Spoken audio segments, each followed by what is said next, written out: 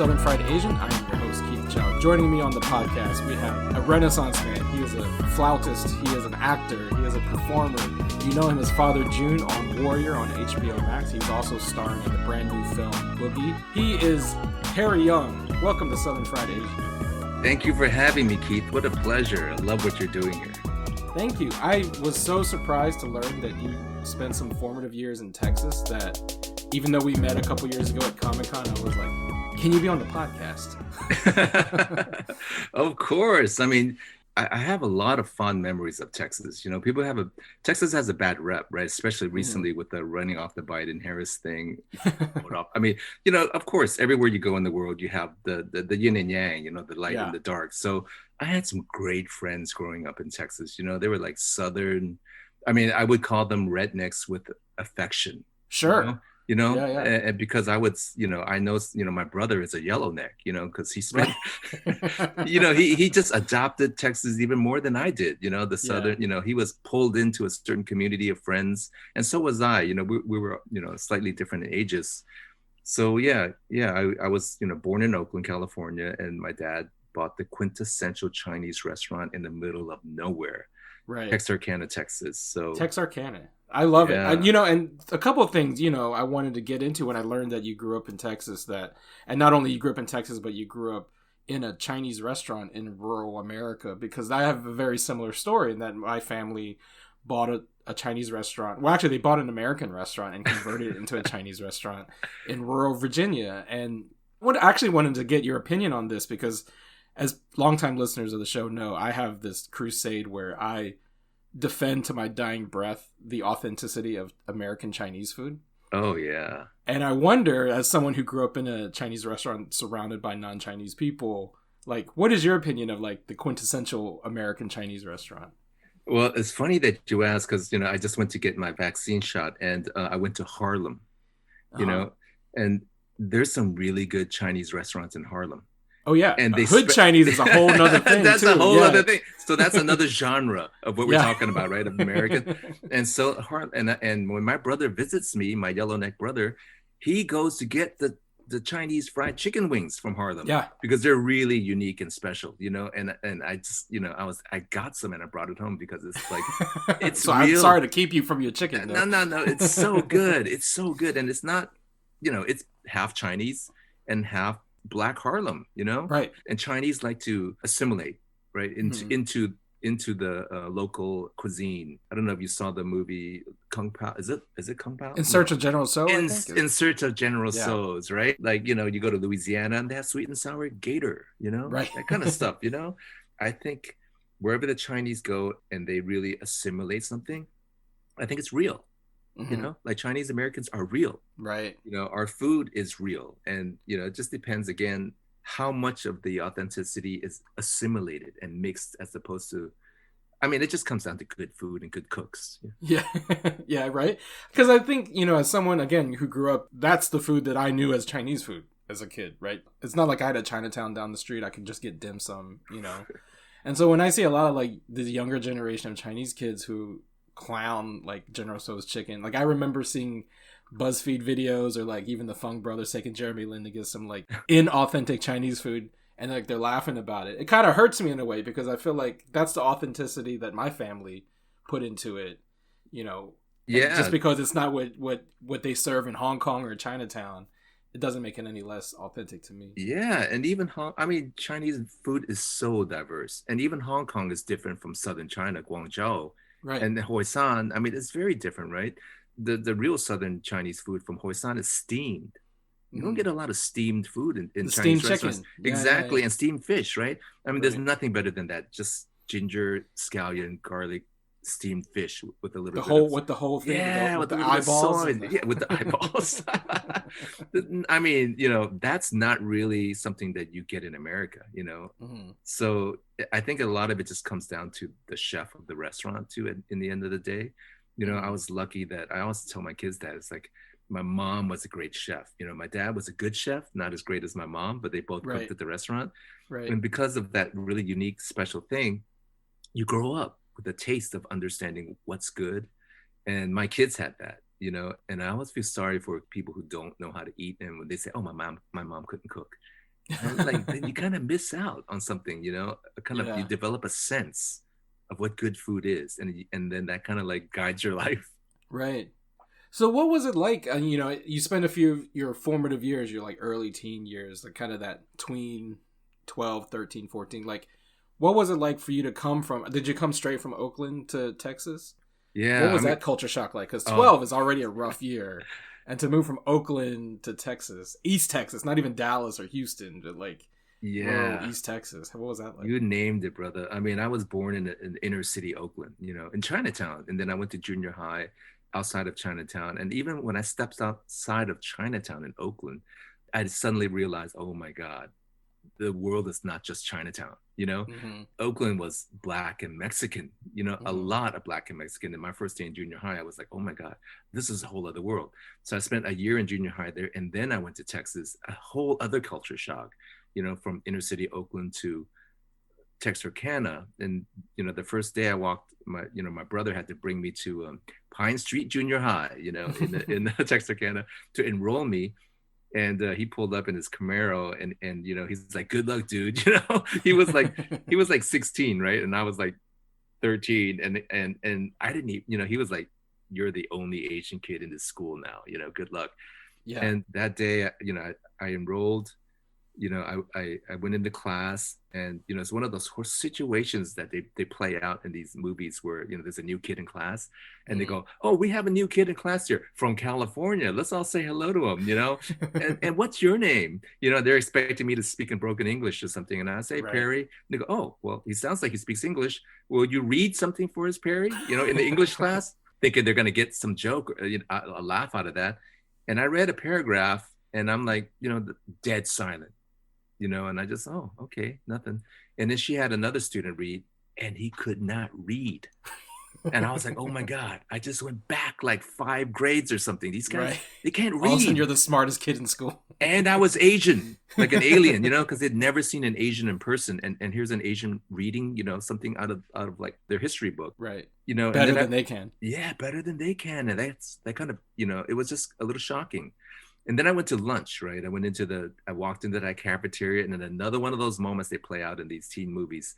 I'm standing there with my tray, and then there's one side of the cafeteria is white and the other side is black. Mm-hmm. And then in the middle, there was a table with some Mexicans. And I just looked at the Mexicans, and those Mexicans looked at me, and they were like, okay, brother, you could sit with us.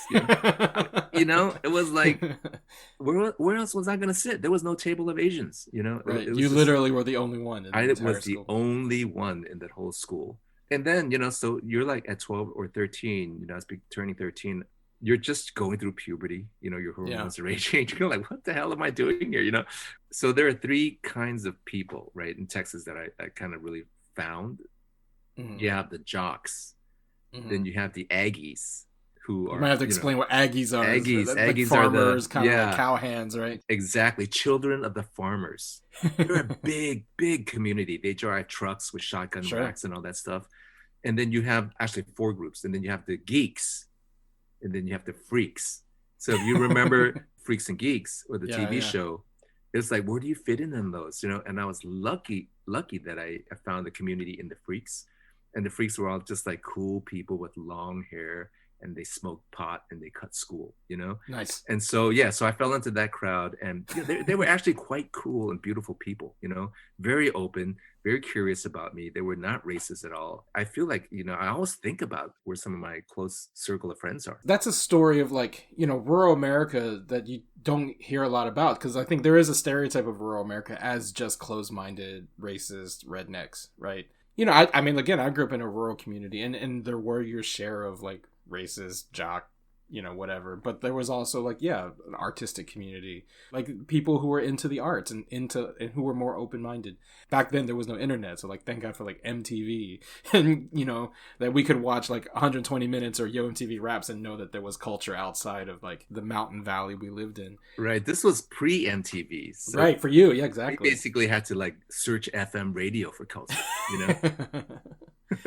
Yo, and back in the day, like all the black music was on AM radio. Like that's something that people forget. AM radio Totally. nowadays is just like Rush Limbaugh shit. But like in the late 70s, early 80s, black music was on AM radio, And Oh then the yeah. white artists on FM radio would be the ones covering it and getting all the praise. So that's a whole other. That's for another show. That's another show. It's just funny that your story about like coming from Oakland and then being able to read better than all the like white folk in the school. It's not exactly the same, but my father used to tell me the story that when they first came to Luray, Virginia, where I grew up. Again, it's very similar and it's very rural. And they came directly from Hong Kong straight to Luray, Virginia. And like the customer would ask them, like, do you have electricity where you're from? Like Hong Kong. Like neon lights. Right. It's like to this podunk town. Do you know how much more advanced Hong Kong is culturally, technically, in all aspects? Right. It just reminded me of that similar story where they just expect you to be this alien, and in actuality, it's like you're the people who are backwards.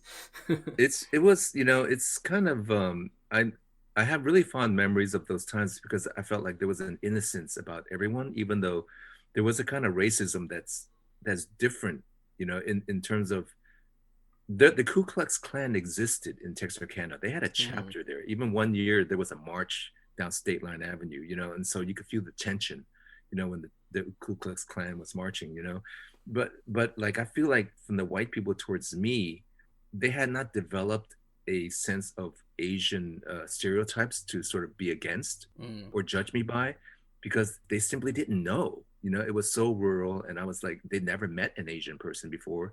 I remember for the most of my existence there, everywhere I went, I would stop people in their tracks because they'd never seen an Asian person in person. So it was like the curiosity was a bigger factor than any sort of racism. Yeah. Did you internalize that at all, though? Like, I mean, like nowadays we would call that microaggression, right? But like back then, did you internalize this idea of like, I am an alien walking down the street? Oh, totally. I mean, I grew my hair long so that it covered my eyes, so that people, I could have my head down. It's what teenagers do anyway. They sort of walk with their head down and you can't see their face. But I totally adopted that with long hair so they couldn't actually see my eyes wherever I went. And they would probably think I was Native American or Mexican until I looked up, and people would just, it was very common that people would just pop their eyes when they saw me, because it was like, they'd never seen an Asian person. And then it got to the point where it was like, I have to explain why I speak English so well. And, whatever stereotypes you have of Asians right now, like I'm not any of those, it's like I had to be an ambassador, for all Asians, because they're full of questions, and I didn't take it in a sort of negative way. I took it as, here it is again, because it's like if you've seen an alien walking down the street, you'd ask them some questions, especially if they walked into your room with your kid, the parents would stop and come and talk to me, because here's an Asian person in my house. It's such an oddity. Yeah. So, I mean, that really gave me a sort of, actually, I probably turned it into a sense of like celebrity status or something, because it was here I am, I'm in a room, you kind of revel in it. Exactly. You can ask me any questions you want and I'll blow your mind, or just the whole fascination of like seeing your face but like perfect English coming out is exactly cognitive dissonance for a lot of people. I think the reason we got on this whole topic, I saw on social media that you had posted about Minari, which is Lee Isaac Chung's big movie, which is amazing set film. It's an amazing film, should win all the Oscars, and it's set in rural Arkansas in the early 80s. And for me it's so reminiscent of my own growing up, and you talked about how it resonated with you. And part of the point of this podcast is to show that there are these kinds of Asian American stories that we don't think of when we think of Asian America, right? We think of like, the Bay Area, Chinatown, like gangster stories, but we don't think about like growing up in like a rural community. How has like the attention given to Minari kind of helped for you kind of like show that, oh, there are so many other kinds of stories we can be telling in our Asian American canon? Well, when I first saw Minari, it's just, I bawled at the end, Yeah. It's so real because it's so a mirror of my life and my story when my family moved to Texas and we bought a restaurant, except, in Minari, they bought a farm. Right. It's the same story. We even brought my grandfather out to Texas, to sort of look after me, and keep an eye on the younger ones while the parents can go to work. It's the same story, even to the point of where my restaurant caught on fire. And that's why I was bawling, because it was like, oh my God, this is about my story. Yeah. And like I've been wanting to write that story for years, but I thought, who would want to see this story about this Chinese kid moving to Texas? Who wants to see that story? Well, obviously, we know now that it's quite marketable with the right actors and storytellers and the production company behind it. So I've been wanting to tell these stories since I became an actor. And there were no stories. There were no writers writing these stories.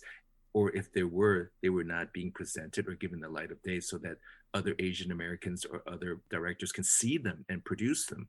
So it's great that these are being told. We now know that they're marketable, like with the farewell and things like that. We know that we can have Asian Americans are a much bigger dynamic group of people. Then we're not this monolithic label that America puts on us. We're not just the model minority or the gangster. We are very diverse like anyone else. So if hopefully, it would be a dream if there were just more stories stories like our stories, and it could be anything, and it's usually tied to either your kind of FOB, fresh off the boat, and how do you make a living, and or a culture clash, how do you assimilate, right? How do the different kinds of cultures that are clashing as you assimilate. But just to have a real tender love story, with the way that Stephen Yeun and Yuri Han, they're so real. The relationship, it's so real. So we want those stories. We want to be able to identify. We want mainstream America to identify with that so that they don't see us as invisible people. Yeah. And as someone who's been an actor in the industry for a long time, like, you mentioned that in the last maybe 4 or 5 years, it's been such a sea change in how Asian American stories are presented. Because when you started acting, what was it, like 20 years ago? What's 30 years ago. 30 years ago, yeah. What is not even night and day, it's like another universe from like the late 90s, early 90s. Yeah. So when I started, it was theater. And then, I did it in New York City. I did a couple of, just luckily I fell into the right group, did some pretty important theater productions with Asian American theater companies and very well respected off Broadway and off Broadway theater companies. So people noticed me.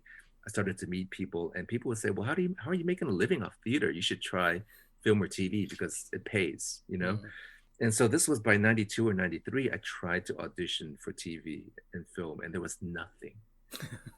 It was nothing for Asian American men. Not even the Chinatown Gangster episode? Well, okay, so that's one thing.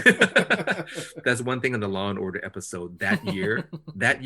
We're just talking about that year. So aside from that, or Police Story, or some other story where there's a delivery guy or a waiter in the scene, other than that, there was nothing. So I was, I thought, there's nothing I could audition for. I'm just going to waste my time going to these auditions. And, you see a room full of people who look like you, and we're all auditioning for this sort of sad little story, where we're going to say, one line, to serve the sort of the white protagonist or antagonist's story.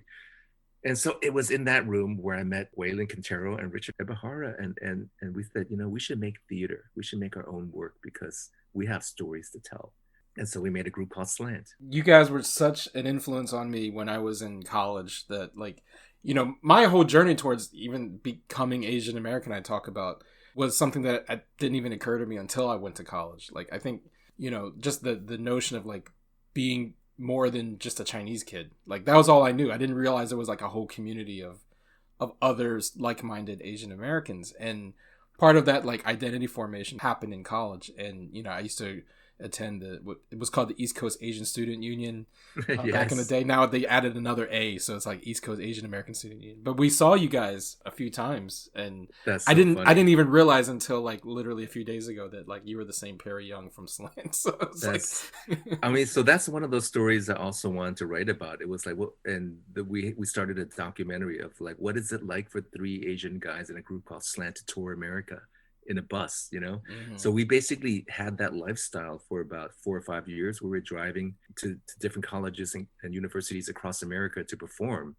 And it was quite a unique view of America to go to these colleges in the middle of nowhere and have an Asian American Student Union. We wanted our voice. And then we'd perform, and it'd be like raucous, and it'd be so cool, Yeah. And then when we were leaving, they're all sad. They're like, well, what are we going to do now? You guys came and gave us a taste of, freedom or something, and now we're left. And we say, write your stories. Support your Asian American film festivals. That's where things are going to happen for us, you know? That was such a magic time, though, man. The mid late '90s, like, you know, I think people. It was also pre-internet. Like, people take for granted that kind of like the work it took to build community back then, right? Oh my God, people contacted us through phone, you know, like because they read about us in the New York Times. You Mm-hmm. know, we'd do a show at La Mama, then there'd be a good review, and then people would call us and say, I heard about this show. Are you guys touring? And so we booked all these shows by telephone, you know, Yeah. before the internet. Isn't that crazy? You And take for granted, you know, like just how not just that, but like to even hear about someone getting a review in the New York Times if you lived in like, you know, the middle of the country. Like, it's not like there was a website that you read the paper, you know. no, we were lucky that there were like counselors for Asian American student unions or for ethnic studies who Mm-hmm. would advise student groups. So they were like, oh, well, you have a certain amount of money to spend on cultural events. Right. I saw an article about this group in New York. You could possibly bring them out. And that's how it happens, you know. Yeah. So it come from somebody who was reading the Times in Mississippi, Right. Missouri, Virginia, you know. Yeah. So these college professors and counselors were entryway into the colleges. But yeah, it was a beautiful time of a lot of, you know, I mean, you talked about college, and that's where I discovered my Asian American identity. You know, Mm-hmm. it's a political identity that you learn about when you learn your Yeah. history. I mean, because I was going to say, when you were talking about like being the only Asian kid in Texas, or not in all of Texas, but in Texarkana, you know, like, I don't even know that you thought of yourself as necessarily Asian at the time, probably, right? Well, I definitely didn't think I didn't have the political ideology of Asian American, but I Mm-hmm. did know that I was Chinese and Mm-hmm. different. You know, Right. like it might not even have been Chinese American. It was just Right. Chinese, you know. Yeah. So I knew that I was different right from that first day of school when I stepped on that campus, you know, and the hallway basically stopped, you know, when I walked through that kind of stuff, you know. I knew it. I was different. But that's the thing too, right? Where you like psychosomatically associate being Chinese with being different. Like, that's the thing for me, at least, right? Like, it's this notion that it's not just Chinese as an identity, but Chinese is what sets me apart from everyone else around me. And that's something that was like, it wasn't something that like I lived with. Like, it wasn't like something I thought about every day. Like, oh, I'm so different. I'm so different. It's just almost like it's like breathing. You just know you're different. Well, I remember, you know, being in Texas, it was like I always had to be ready, like, you know, like I put on my celebrity hat wherever I Mm-hmm. went. I always had to be ready for the attention because it was rural and it was a town, you know. So I could not ignore the fact that people would Right. stop, you know, and stare at me. And I couldn't blame them for it because they weren't being racist. It was curiosity. Right. I mean, it's ignorance. A lot of racism comes from Right. ignorance. If you're not exposed to it, you don't know how to act around it. What was your family's restaurant clientele like? Like when you opened the place? Well, we bought an existing restaurant that was where the owner was tired of Texas and wanted to Uh, leave, right? So they moved, and it turns out that they had put an ad out in the Oakland Chinese mm-hmm, newspaper, Gamsansipo, Gold Mountain Paper, right? It was mm-hmm, called, so in Chinese. And so they put an ad out, and my dad saw the ad, and his friend had just bought a restaurant in New Mexico. So his friend was like, "You should just get out of Oakland right now." You know, mm-hmm. it was right after the Golden Dragon shooting and all this stuff. So it was like gangs and inner city stuff, and we were young boys. So my dad was like, "Okay, yeah, I'm out of here." So we got to Texas. We took over the existing restaurant, and he already had clientele, Oh, okay. but they were loyal. They loved Chinese food. They came back. They were so excited to meet the new owners. They came back and they made themselves available as friends. They were like, "Hey, if you want to go out, you know, I got a farm, you know, and if you want to go hunting, you know, come on by." You Right. know, they really were very, really hospitable. You know, they would say like, "My mom made the food better," that kind of stuff. They would come back into the back of the kitchen and say, "Oh my God, it was better than ever." You know, so Yeah. happy to see us. So they were really just friendly people. You know, I would say that not all of them obviously were Right. friendly, but the ones that talked to us and that made themselves available were definitely like, you know, again, the light of the yin and yang, you know. Then there were the Right. dark side who broke our windows every once in a while, you know, that Yeah. kind of stuff. And that That happened. existed. That happened a couple of times, you know, and this is one of those things I want to write about because it's such a family thing. You know, my dad would like try to hide it from the Mm-hmm. kids, you know. Mm-hmm. He would fix the window before we came to work. You know, if it happened over a weekend, the morning we'd go to school, he'd have the window repaired and he'd try to paint the letters Mm-hmm. of the restaurant over it and not say anything, you know. And by the third time it happened, I'm like, "Dad, what is that?" It's like, it's just part of the world that we live in and it doesn't affect us, you know. we're still a tight family, that kind of stuff, That kind of like quiet dignity that you have to kind of push through. Exactly. The Japanese have a word for it, right? The gaman, to suck it up, kind of like, or even the Chinese, like sick food, eat the bitterness, those things in life you suck up, but it's like, it's not that important if you suck it up and you enjoy the good stuff. Yeah. That is something that is very uniquely Asian, I think.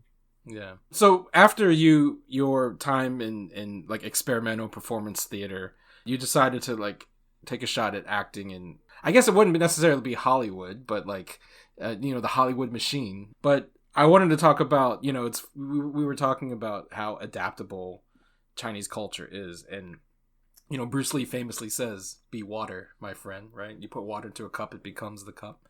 And you got to play in a project that was born out of Bruce Lee's mind, Warrior, on originally Cinemax, now HBO Max. And what was it like for you as a Asian American actor to take on the role of Father June, but also know that you're taking part in a project that is essentially getting justice for the story that Bruce Lee wanted to your point, wanted to tell, but no one let him tell back in the 70s? Wow, I was just blown away. I couldn't believe it. It was a dream come true. I had seen the deadline that announces new shows and productions coming up. And when I first saw the announcement by Justin Lin and Jonathan Tropper that they were going to produce Warrior, my jaw just dropped. And I went, I got to get into this show because of who I am as an Asian American man, my understanding of our history, and who Bruce Lee is in my life. This will be the best thing I've ever done to get into this show. So I emailed my manager quickly and said, when they start casting for this, please get me in the room. I'll read for anything, And then a year later, they were casting. My manager sent me the sides for a character, Father June, and said they would like to see you for this. My jaw just dropped. I was like speechless. I couldn't even really touch the email, to open up the sides, because I was like, this is really happening. This is my entry into like the world of Bruce Lee and my history and real art that can tell our history with the same sort of vision that my hero did, with his vision. It was just like so deeply incredible. And then when I opened the sides, it said Father June, 60s to 70 years old, shock of white hair and a glass eye. And I was like, oh my God, that's not me. But but they asked to see me. So I started to read the script and I went, okay. It was 2 monologues to audition, and I was reading the monologues. I went, I know who this guy is. Then I read the second monologue. I know exactly who this guy is. I believe him. I understand everything he's saying. And when that happens, I have so much respect for the writers, because the writers did their homework. It's not crap. It's not crap someone's making up. This is real stuff. They did their homework. They know this character. It's something somebody would say for real and believe it. So as I read it, I went, I know this guy. I'm that guy, even though I'm not what the description of it. You weren't 70 years old, right? Nor did I have white hair, shock of white hair, So I just basically read the script over and over and internalized it, understood it the way I did. And, went to the audition. Usually need to calm myself down. Like a lot of people go to auditions and there's acting teachers tell you, to breathe, close your eyes, calm down, because once you go in there and the camera's on you, you get nervous and you freeze up, and that blows up on camera. They could see the sweat on your face on camera, right? So you have to let all that go. So that morning of the audition, I was doing my meditation, and then my partner goes, "Aren't you taking our son to his high school orientation this morning?" I was like, "Oh crap, you're right," So there goes that calming down time. Take my son to his orientation. We're learning how he's his first day in high school, new school. He's a little worried. It's going late. We're trying to get information on lockers and how do you talk to your counselor, blah, blah, blah. We're running late. I need to get to the audition. And then, we get out just in time. I put him in a cab to go uptown. I get in the cab downtown and I get there just 2 minutes before my audition. I'm like sweating, And I went, at least I have 2 minutes to close my eyes and breathe, As soon as I did that, the door opened and the assistant went, "Oh, Perry, are you ready?" And I'm like, "Oh, yes, I'm as ready as I'll ever be," right? Right. So I go in there and I just, trying to do my mental stuff as I'm talking to them. And they're like, "Okay, let's just do the first monologue and then action." And I did it. And, I thought I did well. And she just stops the camera and goes, "Drop what you're doing. Just drop everything you're doing. They want someone really, really grounded." And I went, oh shit, all of that tension was showing in my face, nervousness. Then I went, okay, yeah, we'll do it again. And I turned around with my back to the camera. I just have to like let it all go. And then, you know, I channeled Bruce. I literally said, be like water. Because this is my moment. You know, from a year ago when I saw the call and the audition, I went, I gotta get into this thing. This is my moment to like do the best I can. And I need Bruce to help me here, you know? And as soon as I said, be like water, boom, I turned around and said, let's do it, you know? And so I did the monologue, and the assistant went, great, let's do the second monologue. And I did the second monologue, and she goes, great, thanks for coming in. You know, that's what they always do, right? Yeah, Right. thanks, we'll call, don't worry. And so, you know, it was like Labor Day, you know, weekend, 4 days go by, and I knew that they weren't going to work, but like 4 of the longest days of my life, you know? And then you know, I got a text message from my manager saying, call, you know? And I was I was driving at that moment. I was driving 3 hours from Rhode Island to New York City, and I went, oh shit, I can't pull over with my family. Right. But I, you know, I'm hoping this is it, you know? And I got back and I called, and my manager said, Warrior wants you. And I was like, oh my God, I screamed, you know? That's my awesome. partner screamed. Yeah. It was just one of those moments where you know that you worked really hard for something and you wanted it. But like every actor, you can't hang on to it because that stuff will kill you, you know? If you stress out about every audition, you just have to do your best and let it go, you know? But this was one of those shows where you just can't let it go, you know? And it comes at such a time, like as we said, you know, the last 3 or 4 years of representation for Asian Americans in pop culture is just kind of skyrocketed. Like, it's not just the one, right? Like, because in the 90s, early 2000s, it was like maybe there was one project. It was Better Luck Tomorrow, or it was this, or it was that. But now, like, you're in like 4 things simultaneously right now. I'm so I didn't ever thought I'd live to see this day. To tell you the truth, I never thought I'd live to see like there's so many roles for like an older guy like me, Asian American man, to audition for.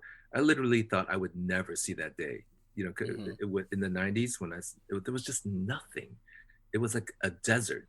And then you mentioned Justin Lin. When that happened, I had dropped out of acting because I became the stay-at-home dad, you know, and the flute maker, because the kids were on their way. And then Lost came about with Daniel Day Kim on network television. And I went, things are changing, you know, things are kind of changing. Slowly but surely. Yeah. And then Netflix and streaming, and suddenly there were all these cable channels with other leads that were Asians. And I went, wow, I'm actually seeing a shift in the culture right now. And so when my kids were, the oldest one was 9 and the younger one was 7, they were at an age where they didn't need my attention all the time, where they can go read by themselves and all that kind of stuff. I thought, you know, I was getting the itch. I need to go act again. So, but I couldn't give up the flute making for theater because theater didn't pay. That's when I started looking into television and went, okay, now if I were to not work at home, I need to bring in money. So I need to focus on television or film because that will bring in money. And I was just extremely lucky that it was a timing thing, that I was at the right place at the right time, and I got an audition for the Nick, and I got cast in the Nick, which is now also on HBO Max. You can do a whole Perry Young marathon just watching HBO Max.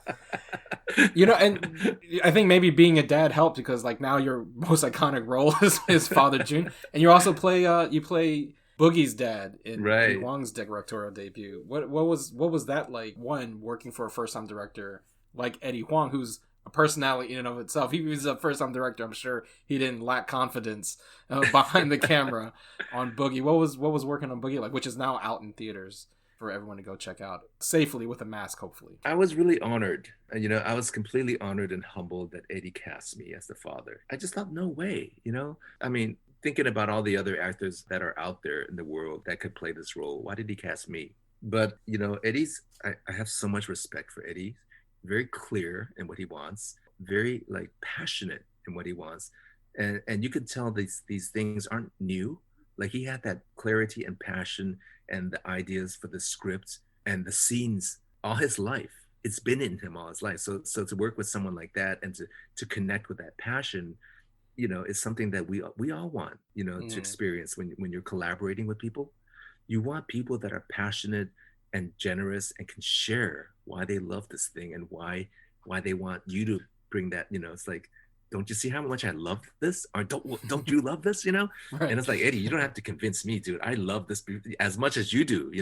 I know what that father is. I know that father's been denied all of his dreams in his life, and he might be living, in a certain way, hoping that his kids will do better, right? Mm-hmm. Because in like Eddie, we had a lot of shorthand because of our Asian parents, coming from a Confucianist society where we stick together as a family, and you want your best for your children because your children's going to take care of you. Right. That's not really white America, Yeah. There's no convalescent homes, Right. maybe until recently, Right. In China. People stay home. I have a friend in Japan where there's 4 generations under one roof, and so like that. So we invest in our kids with love and strictness, because we want them to do well. We want them to succeed, and we want them to do that because it's for the good of the family.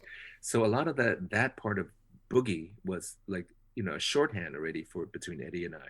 But, it was also wonderful to know that the movie was going to have this cultural message about unity and solidarity between Black culture and Asian American culture in America. And, the Asian basketball player is not a new thing. You go to any Chinatown in the U.S., there's plenty of Asian basketball players. Jeremy Lin is not, something that's, not an alien. There's plenty of Asian. He came from a bunch of Asian basketball playing, groups. Yeah, so it's just that he was exceptional at his level of skill. So for Eddie to bring this, to light for other people that say, we've been playing basketball pretty damn long, Oh, for sure. Yeah. I mean, the town I grew up in, I mean, all of my uncles and cousins played ball. Like, there's a legacy of Asian American basketball players at Luray High School in Luray, just because I never made the team, but I made the team. I don't hold that bitterness 20, 30 years later. I was in the basketball team in my grade school, and we played, all other schools in basketball. So I was like, that's me too, Yeah. But nobody knows that story. Well, now they do with Boogie. Now they do. And you're great in it. You're great in Warrior. You're great in Boogie. I can't wait to see you in Snakehead. That's finally coming out. That I know that I've been talking with Brian and Evan about that movie for, it feels like, a decade. So it's nice to see that it's finally coming out. That's great. I have so much respect for them also, and all filmmakers, who put their sweat and love into work that's not really going to have a monetary payoff. Mm-hmm. You want to tell a story, and hopefully that story will resonate and be a part of culture, maybe influence culture, maybe change culture if you're lucky. But, I think that's why independent filmmakers do what they do, which is slightly different from television directors and writers and producers. Independent filmmaking is, we're telling a real story here that needs to be told, that is not part of the mainstream. Nobody knows this story but me, nobody knows the story of my Chinese restaurant but me. Right. Until I tell it, that's the special uniqueness of independent films, is that's where it comes from. I hope you get to tell your story one day, and this podcast is just like that first kind of tease, because I'm pretty sure there will be people who would love to see, just the period piece alone of a late 70s East Texas with the one Asian kid growing up. Perry, it's been such a pleasure speaking with you. Before I let you go, there is one recurring segment that we do on this podcast, and it's a food memory, because this is the Southern Fried Asian podcast, and there's one thing Southerners and Asians have in common is a deep, deep, abiding love of food. And I wanted to tweak it a little bit for you and ask, what was the signature dish at your family's restaurant in Texarkana? What's the one thing that everybody came back for? You had to ask that, and you're gonna. The answer is Kung Pao chicken. But you know what? It was damn good. I bet it was. My mom's Kung Pao chicken was damn good. Just the right amount of chili and peanuts on top. Yep. I mean, it was damn good. So okay, that's the signature dish. What was your favorite thing you ate? My favorite thing my mom made was there are 2 things: Mongolian beef on top of that fried vermicelli, and a lobster sauce shrimp. Yeah, which she made, which like is with the egg sauce. Yeah, just a sort of spit of scallion and soy on top of white rice. It's home cooking, right? Yeah. Well, that's the thing. Yeah. Like, the way I think of like American Chinese food is that it's like comfort food. Mm-hmm. Totally. And like I said, like I will always have a special place in my heart, no matter where it is, where it comes from. I do think Cantonese people have a little bit little bit of an edge on like more recent immigrants who open Chinese restaurants and takeout restaurants in America, but that's just my Cantonese bias. But no, I appreciate that you feel that way, because I'm always looking for advocates for American Chinese food. You know, I think the true heart, it goes to the chef, right? Yeah. The chef has to have a passion for what they do. And if they see new ingredients in front of them, and it's a curiosity, right? A good chef is gonna be like, what happens if I put, you know, the local greens in this? Yeah. You know, I bet it'd be good. You know, it's that, right? That's the lost thing about like quote unquote Americanized Chinese food, is that it is that survivor instinct to like adapt, to say, well, I can't bring the ingredients from my homeland, but I have all these ingredients here. How can I make these ingredients speak to me? Right. And I think that's a beautiful thing. That's all about adaptation and exactly. And that's why I agree with you. Totally. That's why I agree with you. Otherwise, you're transplanting something that's not going to change, you know, and that's not natural. Yeah, I think that's a beautiful way to end the podcast, Perry. Thank you again for being on the show. I look forward to all your good work. I look forward to season 3 of Warrior. So what's the hashtag? What's the hashtag? Warrior season 3. Just hashtag Warrior season 3? Great. Save Warrior. You can do all of that. You know, right now there's a big movement, and a lot of fans are coming from different areas and how to approach, you know, some are angry and they're going to like call HBO out on its racism by not supporting it. And others are like, hey, you know, you're doing such a great job. You know, you could do a little better, you know? I mean, so there's so many people trying to like, how do you reach them, you know? But, you know, in this time of anti-Asian violence, it's so important for representation. So I think that any real fan out there use their own true voice to express themselves. Yeah. Well, we definitely would love to see a season 3. Perry, how can people get in touch with you specifically on the internet? Well, the best way right now is through Instagram. My handle is @PerryYoungOfficial. Awesome, Perry. Well, I wanted to get into your flute playing. Maybe you can come back on the podcast and we can talk about your flute playing. Let's do that. Let's make another time, man. Thank you. Will do. I appreciate it. Thank you so much. All right, Keith. Take care. You can find me, Keith Chow, on Twitter @TheRealChow, _real_Chow. Follow the podcast @Southern Asians on Twitter and @Southern Fried Asians on Instagram. Go to hardknockmedia.com to find this and all of the podcasts in the Hard Knock Media Network. Subscribe and download Apple Podcasts, Google Play Music, Stitcher, Spotify, anywhere you get podcasts. Support us on patreon.com/nerdscolor. Also find us on GoFundMe. As always, Southern Fried Asian is co-produced by Jess Vu. Email us, thenerdsofcolor@gmail.com. Subscribe to our YouTube channel, youtube.com/thenerdsofcolor. And until next time, keep it Southern Fried, y'all.